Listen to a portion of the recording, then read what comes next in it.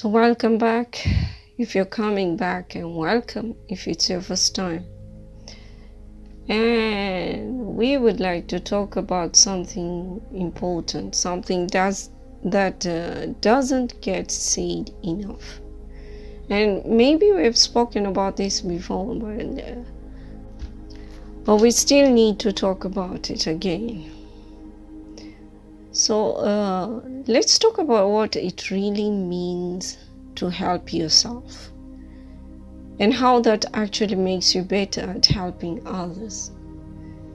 Because being spiritually and physically healthy, as well as emotional stability, is helping yourself. When you help yourself, you are able to help others as well. When you're not helping yourself emotionally as well as physically, and only focus on helping others, you tend to get exploited by those who act like energy vampires, and they make sure they manipulate you more to prevent you from upgrading, which will give boundaries and stop them from using you. So, we often hear this idea that we need to be there for other people, that we should support our friends, our family, our co-workers, sometimes even strangers, and listen. That's beautiful. That kind of compassion is powerful. But here's the truth. If you're not taking care of yourself spiritually, emotionally, and physically, you're not really helping, not in the long run. Because what happens is you start running on empty.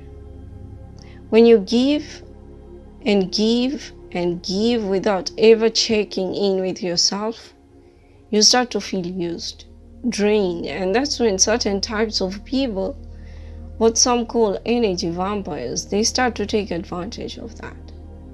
They see your kindness, your desire to help, and they twist it. They keep you in this cycle where you feel like you're responsible for their problems, but they're never actually growing. And worse, you're shrinking. You're shrinking yourself. You're getting smaller just to make room for their needs. And that's not help.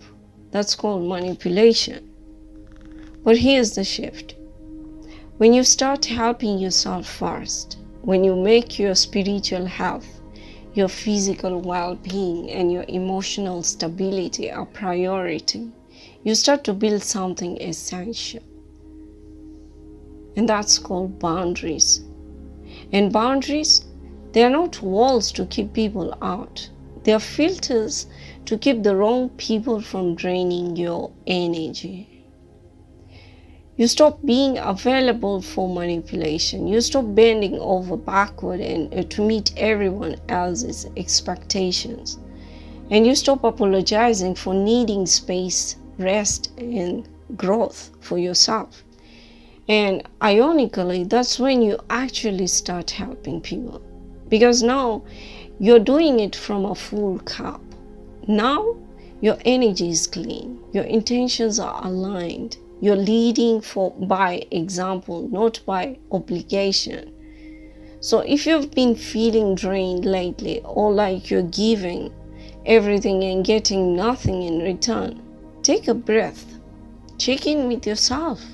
It's okay to say, I need to help me first. That's not selfish, that's healing. So if this resonated with you, share it with someone who might need to hear it too. And we are guided to stop here today. And if you're on this journey of healing, of setting boundaries and reclaiming your energy, just know that I'm right here with you, okay?